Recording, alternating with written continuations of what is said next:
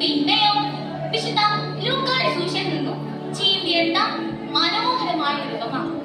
എങ്കിൽ ഞങ്ങൾ ആരംഭിക്കട്ടെ. മലയാളത്തൊരു വീട്.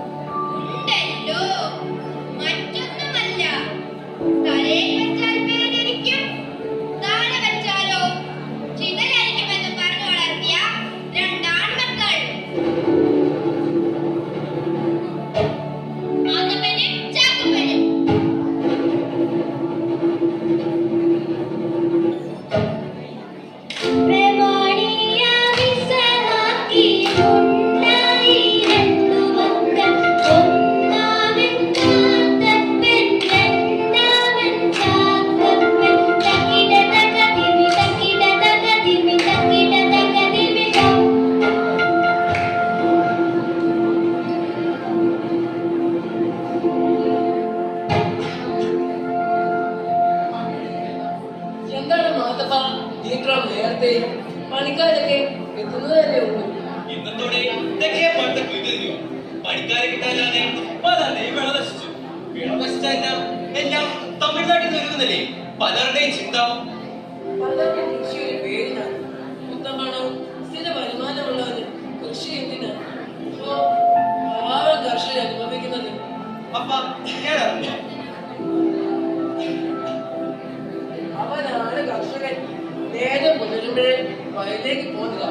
ഇത്തവണത്തെ കൊയ്ത്തു കൂടി കഴിഞ്ഞാൽ അവർ ചില വിശ്രമം കൊടുക്കണം. പാവം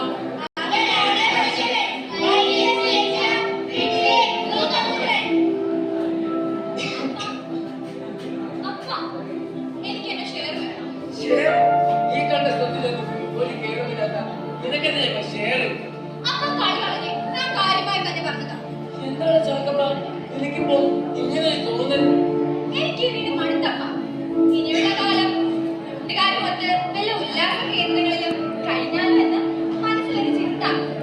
എന്താണ് ചാക്കമ്മ നിനക്ക് ഈ വീട് മടുത്തുന്നു? 10ാമത്തെ വയസ്സിൽ നിന്റെ അമ്മ മരിച്ചു. അമ്മയില്ലാത്തൊരു കുറവ് അറിയിക്കാതെ ഞാൻ നിന്നെ വളർത്തിയത്. എന്നിട്ടും ഞാനൊക്കെ വലുതായില്ലേ? ഈ ലോകത്തിന്റെ സുഖവും സൗന്ദര്യവും എന്നെ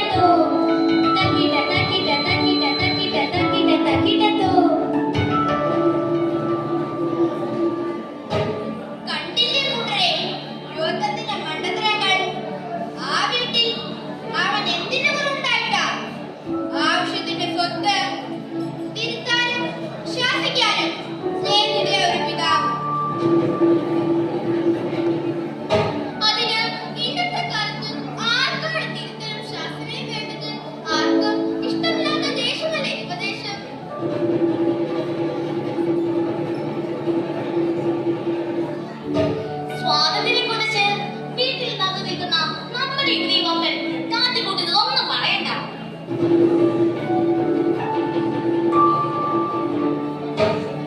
കൂട്ടുകാർ കൊടുക്കുന്ന വെള്ളമണി ചെന്നെത്തുന്നതോ മയക്കുമരുന്നിന്റെ ഊരാൻ നോക്കി.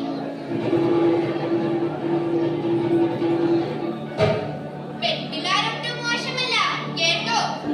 അമ്മയെ അവളെ അടുത്തില്ലാത്ത അവസരം മുതലാക്കി വിസ്കോളിൽ തുടങ്ങുന്ന പ്രണയം ചെന്നെത്തുന്നതോ ചാറ്റിങ്ങിലും ചീറ്റിങ്ങിലും. വീടിന്റെ വിശുദ്ധിയും സ്നേഹത്തിന്റെ സുരക്ഷിതത്വവും വിട്ടുകളയുന്ന മക്കൾ കാലത്തിന്റെ ശാപം.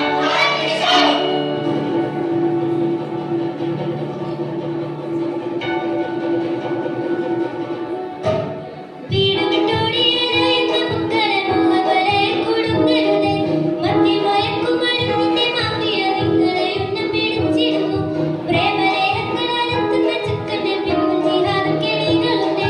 വേദപാഠത്തിൽ പഠിച്ച പാഠങ്ങളെ പാതി വഴിയിൽ കളയരുതേ. മുന്നിൽ തെളിയുന്ന മാധ്യമമായി മുങ്ങി മയങ്ങി നശിക്കരുതേ. ഈശ്വരനേകിയ മുത്തടി ജീവിതം പന്നിക്കെറിഞ്ഞു കൊടുക്കരുതേ. പന്നിക്കെറിഞ്ഞു കൊടുക്കരുതേ.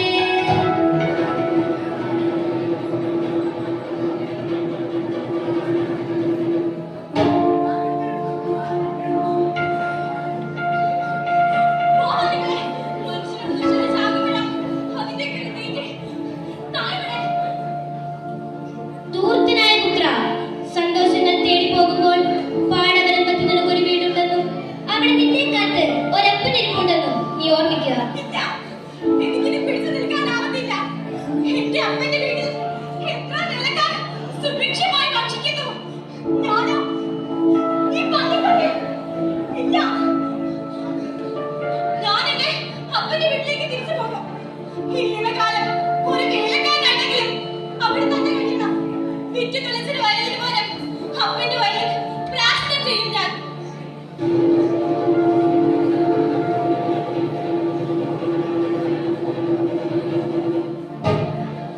പാടവരമ്പത്തൊരു വീടുണ്ട്. അതിൽ സ്നേഹം നിറഞ്ഞൊരു തവരിപ്പുണ്ട്. കണ്ണു കലങ്ങി കാത്തു കഴിഞ്ഞല്ലോ. താതനൂത്തനാം പുത്രൻ വീണ്ടും വരും നേരം നോക്കി.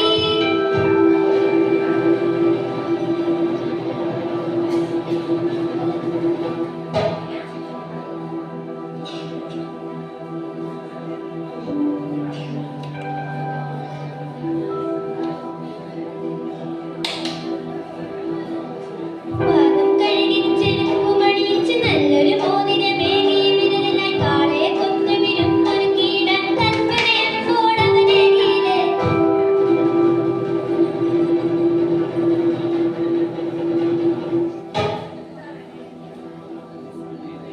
വീട്ടിലെന്താ പാട്ട് ബഹളം? അതിഥികളാരെങ്കിലും അവനോ പിച്ചു തെറിച്ചു പോയിട്ട് ഇപ്പൊ എന്തിനാ വന്നേക്കുന്നത്? നല്ല കഥ. മോതിരം പാദരക്ഷയും അണിയിച്ചു. അതിഥിക്കായി മാറ്റി നിർത്തിയ കാളത്തിന്റെ ഇനി 7 ദിവസത്തെ ആഘോഷം. ഇല്ല, ഈ ആവസ്ഥ ഞാനില്ല. യജമാനാ, അങ്ങനെ പറയരുത്. നിങ്ങളില്ലാതെ ഇവിടെ എന്ത് ആഘോഷം? വീട് മൺകട്ടുകൾ കെട്ടുകെട്ടിപ്പൊക്കിയ സൗധമാണ് വീട്. ഇത്രയും നാളും ഒരടിമയെ പോലെ ഞാൻ ഇവിടെ പണിയെടുത്തു. എന്നിട്ടും അപ്പന്റെ വീട്ടിൽ ഒരു സ്ഥാനം എനിക്കില്ല. ഞാൻ വേണ്ടി പോകുന്നു. അങ്ങനെ നീ പോകരുത്. ഇതാ നിന്നെ ഞാൻ തിരിച്ചു തരും. നാം സന്തോഷിക്കാതെ വേണ്ടത്. സന്തോഷിച്ചു, തൊഴിൽ നിരവധി സന്തോഷിച്ചു. പക്ഷെ അപ്പനെ നോക്കണം. ഇത്രയും നാളും ഒരടിമയെ പോലെ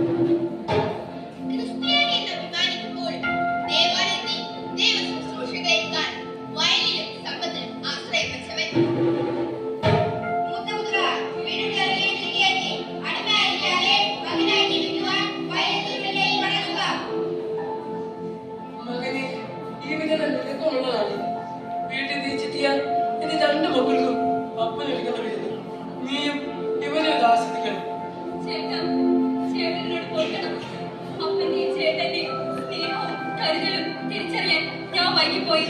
ഇനി ഞാനും ചേട്ടനോടൊപ്പം വയലുണ്ടാകും. തെറ്റുപറ്റിയിരിക്കാൻ ചക്കപ്പാ. വീടിനേക്കാൾ ഭയങ്കര സ്നേഹിച്ച എന്നേക്കാൾ അപ്പനെ സ്നേഹത്തിന് ചോദിച്ചത് നീ തന്നെയാണ്. നീ ഞാന് നിന്നോട് വീട്ടിലുണ്ടാവും. മക്കളെ നീയൊക്കെ സന്തോഷമായി. എനിക്കെന്റെ രണ്ടു മക്കളെ തിരിച്ചു കിട്ടി. നീ നിന്റെ കൂട്ടുകാരോടൊപ്പമായിരുന്നു. നീ നിന്റെ ഭാര്യയും. എന്നാൽ ഇപ്പോൾ രണ്ടുപേരും തിരിച്ചെത്തിയിരിക്കുന്നു.